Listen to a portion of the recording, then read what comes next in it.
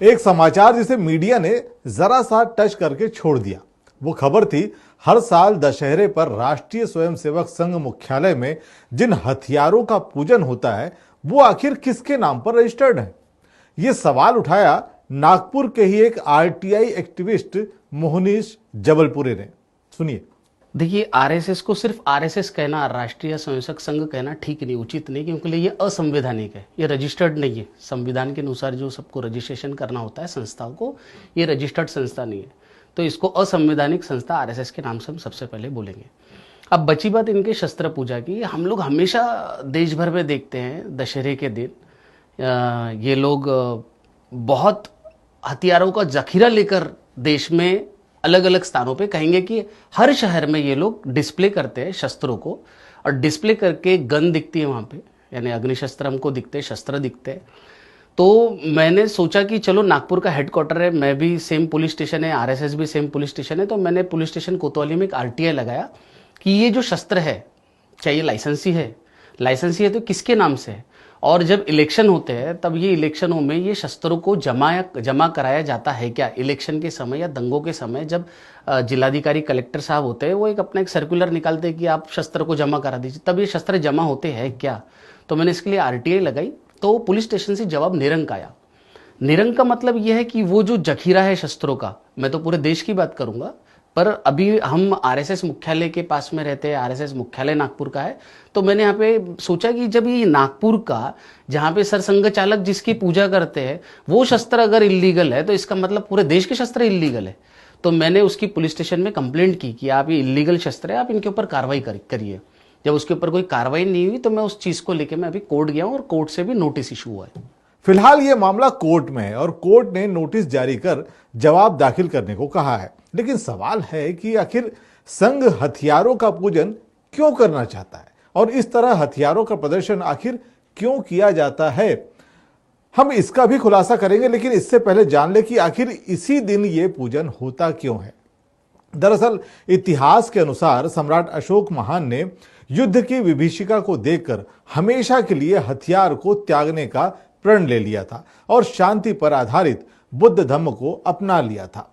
वह दिन अशोक विजयादशमी कहलाता है और इसी को आधार मानकर डॉक्टर बाबा साहब अंबेडकर ने उसी तिथि को नागपुर में धर्म परिवर्तन करके धम्म स्वीकार कर लिया था, यानी कि बुद्ध धम्म स्वीकार कर लिया था। अब वो सवाल कि इसी दिन आरएसएस नागपुर में हथियारों का प्रदर्शन और पूजन क्यों करता है, क्या ये कोई धार्मिक आयोजन है या इसका कुछ और मकसद है? नहीं, आरएसएस कोई फेस्टिवल नहीं मनाता। आरएसएस को हिंदू धर्म का फेस्टिवल नहीं मनाता है। आरएसएस अपना स्थापना दिवस मनाता है। दशहरा जो है 1925 को दशहरे के दिन उनका स्थापना दिवस है। वो अपना स्थापना दिवस शस्त्रों की पूजा कर मनाता है। अब वो शस्त्र दिखाकर किसे डराना चाहते हैं ये तो पूरा देश जानता है। इनको जो एक डर पैदा करना है, देश में एक डर का माहौल बनाना है, शस्त्रों की पूजा करते हैं। क्यों हिंदू धर्म के बाकी के फेस्टिवल नहीं है? दिवाली ये लोग इतने धूमधाम से ही नहीं मनाते, राखी नहीं मनाते, होली नहीं मनाते, ये लोग सिर्फ शस्त्र पूजा को टारगेट करते हैं। तो मैं आपको बताना चाहूंगा सबसे पहले कि इनकी जो स्थापना हुई 1925 को दशहरे के दिन हुई, इसलिए ये लोग शस्त्र पूजा वाला सारी चीजें वो एक्ट करते हैं, वो एक देश में डर का माहौल बनाने के लिए। अपने आयोजनों और क्रियाकलापों के लिए आरएसएस पर सवाल उठना कोई नई बात नहीं है। देश का संविधान मानने और राष्ट्रीय ध्वज के सम्मान को लेकर पहले भी ये संस्था सवालों के घेरे में रही है। देखिए, झंडे का ऐसा मामला था कि ये लोग वो तिरंगा 3 कलर है, अपशगुन है, हम ये सारी चीज़ों को नहीं मानते, ये एक बहुत बड़ी इन्होंने कंट्रोवर्सी रची थी। जब ये कंट्रोवर्सी में फेल हुए, और जब फेल होने के बाद में आरएसएस वालों ने सोचा कि भैया हम इसका क्यों ये करेंगे ना, यानी हम इसका क्यों सम्मान करेंगे, हम क्यों इसको लहराएंगे, हम क्यों इसको मानेंगे, ये उनका एक पर्सनल ये होगा। पर मैं ये जानता हूँ कि आरएसएस मुख्यालय हमारे भारत की ज़मीन पर है ना, तो वो भारत के सारे नियम कानून संविधान का उसको पालन करना होगा, और यही पालन के साथ साथ उसको हमारा 26 जनवरी 15 अगस्त को भी मनाना होगा। तो कुछ लोग आहत हुए इससे और कुछ लोगों ने वहाँ पे फ्लैग होस्टिंग करने की कोशिश की। तो वहाँ के जो मैनेजर है उन्होंने कंप्लेंट डाली। कंप्लेंट के बाद में वो तीनों लोगों को जेल हो गई। अब देश के स्वतंत्र भारत के इतिहास का काला दिन मैं इसलिए कहूँगा कि जब 3 लोगों को अरेस्ट हुई, साथ ही साथ तिरंगा झंडा को भी जमा कर दिया गया पुलिस स्टेशन में। अब हम बोलेंगे कि ये जो राष्ट्रभक्ति सिखाते हैं, जो झूठी राष्ट्रभक्ति की बात करते हैं, इनकी कंप्लेंट पर हमारा तिरंगा झंडा जमा हो गया, जमा होके वो पुलिस स्टेशन में जमा रहा। आरएसएस ने कभी दखल नहीं दिया। 2013 को जब वो केस खत्म हुआ, तीनों लोगों को बरी कर दिया गया, उसके बाद में जिला न्यायालय ने एक ऑर्डर दिया। ऑर्डर में चौथे नंबर का ऐसा था, पहले नंबर पे था तो इनको बरी कर दिया गया है, बास था वो विना मूल्य थे, उसको नष्ट कर दिया जाए। उसमें आखिरी का था कि तिरंगा झंडा या राष्ट्रीय ध्वज रहने के कारण इन्हें सम्मानपूर्वक जिलाधिकारी को दे दिया जाए। तो 2013 से जो आरएसएस जिन्होंने कंप्लेंट की थी, 2013 से 2022 तक वो तिरंगा झंडा पुलिस स्टेशन में जमा रहा। और मोदी जी वो तिरंगा यात्रा कर रहे हैं, मोदी जी वो तिरंगा, अभी 15 अगस्त के दिन उन्होंने बहुत बड़ा फेस्टिवल मनाया, तिरंगा तिरंगा तिरंगा बोल के इन्होंने अपने ट्विटर वगैरह पे भी डाल दिए थे। लेकिन जब तिरंगे का सम्मान करने की बात आई थी तो इसको इन्होंने पुलिस स्टेशन में जमा रखा, और जमा रह के वो 7 साल तक एक्स्ट्रा रहा। मैंने उसके ऊपर फिर मैंने पिटीशन लगाई, वो तिरंगा अभी बाइज्जत पुलिस स्टेशन से जिलाधिकारी साहब को दे दिया गया है। कानूनी रजिस्ट्रेशन और जरूरी बैंक अकाउंट के बिना इस संस्था का कारोबार आखिर कैसे चलता है, किस फंड से इनके खर्चों की व्यवस्था होती है, और क्या इन्हें ऑडिट रिपोर्ट नहीं देनी पड़ती? ऐसे कई सवाल हैं जो आम टैक्स पेयर नागरिक के मन में उठते रहते हैं। अब इन्हीं सवालों को आरटीआई एक्टिविस्ट मोहनीश जबलपुरे ने भी उठाया था। कोरोना काल में इन्होंने बहुत बढ़ चढ़ के बताया था, इनका RSS ORG नाम का एक ट्विटर अकाउंट है, इन्होंने बहुत बढ़ चढ़ के बताया था कि हमने 1,10,04,46 लोगों को राशन किट दी। बाद में आया था कि जो पैकेट रहते खाने के पैकेट हमने 10,03,76 लोगों को दिए। यानी आपको पता है उन्होंने एक एक लोगों को जोड़ा, उसमें उन्होंने एक एक अंश दिखाया कि हमने एक एक व्यक्ति का हमने काउंटिंग किया है। आप मुझे बताइए, जब पहला लॉकडाउन लगा था, इन्होंने जो वो बताया 1 करोड़ 10 करोड़ लोगों को बांटा, इनके ट्विटर हैंडल पे आज भी है। तो जब हम उनका कैलकुलेशन लगाए तो वो 1,000 करोड़ रुपए होता है। अब मैं पूछना चाहूंगा, साधारण सी बात है, जब पहले लॉकडाउन में कोई व्यक्ति अपने घर के बाहर नहीं निकल पाया तो इन्होंने 1,000 करोड़ रुपए कहां से जमाए? तो इसका इनके पास में कोई रिकॉर्ड नहीं है, क्योंकि मैं आपको बताना चाहूंगा रजिस्टर्ड नहीं है, तो इनके पास में कोई बैंक अकाउंट नहीं है। तो इन्होंने ऑनलाइन तरीके से तो इन्होंने पैसा नहीं मंगाया, बात क्लियर हो गई। तो इन्होंने ये 1,000 करोड़ रुपए कहां से जमाए? तो इसको लेके मैंने चैरिटी में कंप्लेंट डाला। कंप्लेंट डालने के बाद में जब चैरिटी से मुझे रिप्लाई आया कि यह संस्था नोंदणीकृत नहीं है, इसलिए हम इसके ऊपर कोई कार्रवाई नहीं कर सकते, जिसके बाद में मैंने इनकी कंप्लेंट ईडी में डाली, जो मेरी आज भी कंप्लेंट ईडी में चल रही है। और मैंने आईटी में भी डाली है कि ये कालाधन हो सकता है, ये बाहर से कोई फंडिंग आया है, वो भी तो पता चलना चाहिए ना कि क्या है। और अगर वो गलत नहीं है, वो चोर नहीं है, तो फिर उन्होंने जब दूसरा लॉकडाउन लगा, जब दूसरे लॉकडाउन में सख्त जरूरत थी लोगों को कि ऑक्सीजन सिलेंडर की थी, खाने की थी, उस समय उन्होंने ट्विटर अपने अकाउंट पे कुछ भी नहीं डाला। एक बिस्किट का पैकेट देते हुए भी उन्होंने इसमें फोटो नहीं डाली, क्योंकि इसके पहले ये सारी चीजों में मेरे प्रकरण में पेपरबाजी हो चुकी थी। तो उन्होंने दूसरे लॉकडाउन में बिस्किट का पैकेट बांटा, ये भी नहीं डाला। तो इसका मतलब कहीं ना कहीं वो चोर है, इससे साबित होता है। और इनका सेम ऐसे ही जो ये पथ संचलन करते हैं, पथ संचलन जब ये लोग करते हैं तब हम लोग देखते हैं कि लाठियां लेकर निकल जाते हैं। लाठियां लेके जाने की जो परमिशन होती है पथ संचलन की होती है, पुलिस फोर्स को होती है, हमारे यहाँ की फोर्सेस को होती है। वो हम वो जो फोर्सेस होती है वो शांति सुव्यवस्था के लिए सारी चीज़ें करती, मार्च पास करती है, ताकि अगर कोई गलत तरीके से अगर कोई प्लान कर रहा है या वहाँ पे शांतता भंग करने के काम कर रहा है तो उन लोगों को एक मैसेज जाए। पर बाद में हमको पता चला कि यार ये जो पथ संचलन करते हैं, ये जो लाठी लेके लोग जो घूमते हैं, मैंने उसके लिए मैंने आरटीआई लगाई कि इसकी पुलिस परमिशन की मुझको कॉपी दी जाए। ये लोग कभी पुलिस परमिशन वगैरह तो लेते हैं नहीं किसी चीज़ की, पर इन्होंने 2018 में पुलिस परमिशन ली थी, क्योंकि हमारे माजी राष्ट्रपति नागपुर आए हुए थे और इसलिए इन्होंने पुलिस परमिशन ली।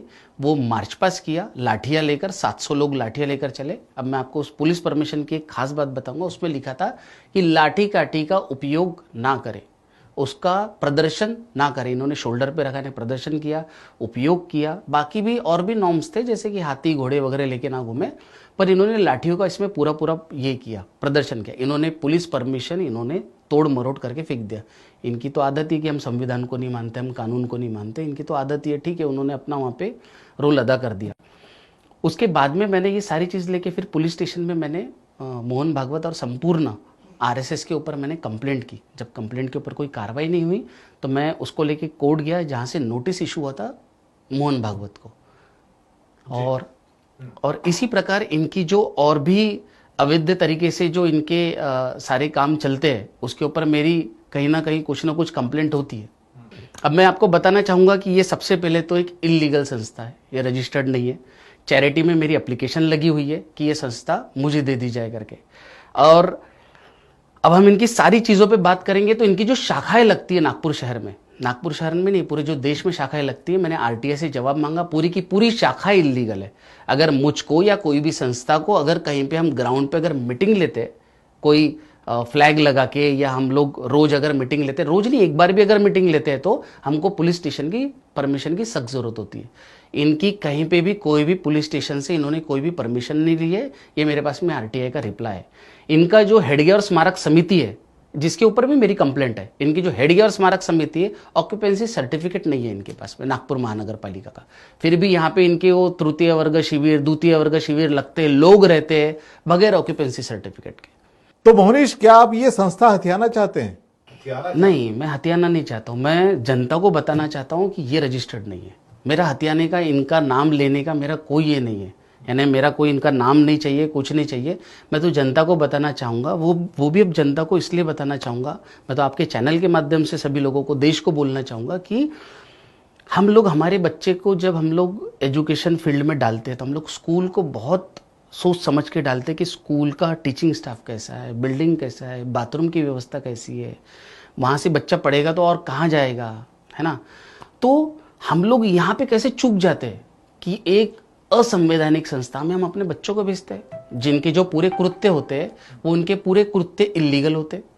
इनके जो पूरे जो कृत्य होते हैं आप देख लीजिए, जैसे अवैध मार्च पास हो गया, इनका अवैध शस्त्र पूजन हो गया, इनकी बिल्डिंग का ऑक्यूपेंसी सर्टिफिकेट नहीं, इनकी जो शाखाएं लगती है उसको पुलिस परमिशन नहीं, और सारी चीज़ों की मेरी पुलिस कंप्लेंट है और मैं कोर्ट में लेके सारी चीज़ें खड़ा हूँ।